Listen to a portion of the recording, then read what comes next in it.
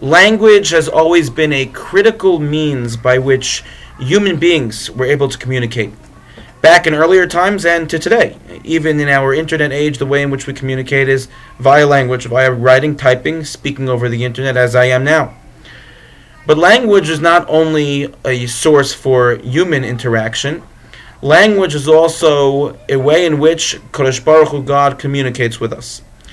And the way in which God teaches us lessons via the Torah is also effectively through language and the structure of language, the structure of psukim.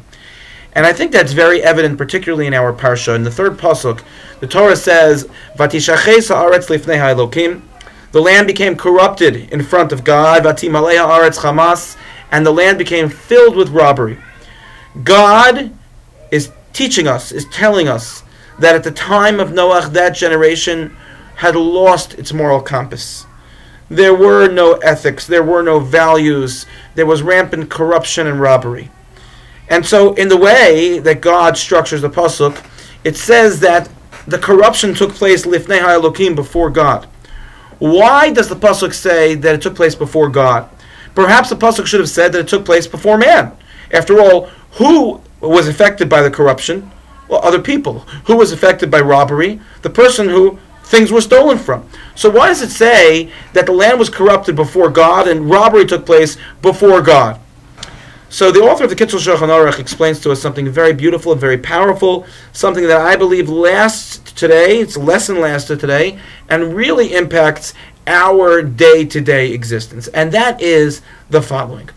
The message that God was trying to teach us here was that there was no one to shake up this generation.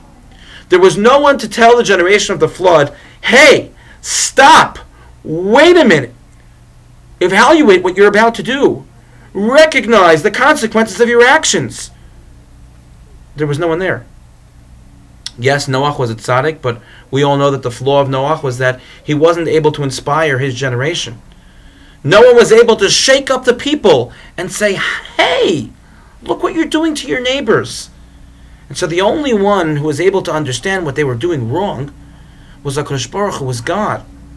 So the fatal flaw of the generation of the flood was that they were so engrossed within their corruption and their robbery that they didn't even understand that it was wrong on a moral level.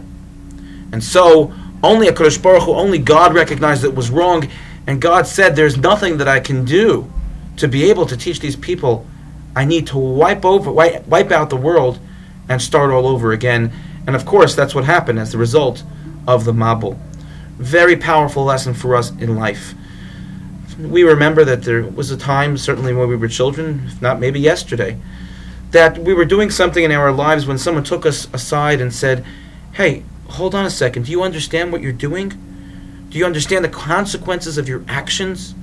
Wait, just pause for a minute before you do this and realize, evaluate, and realize what's going to happen because you're doing such.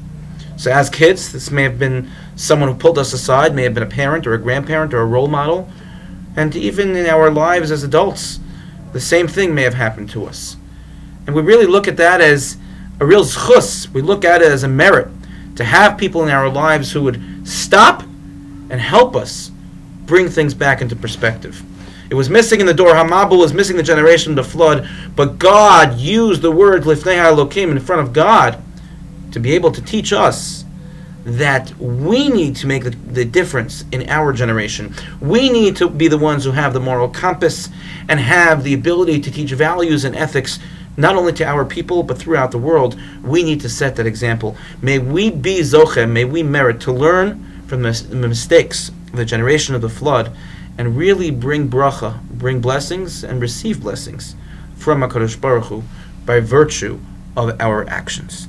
Thank you for listening. Have a good Shabbos.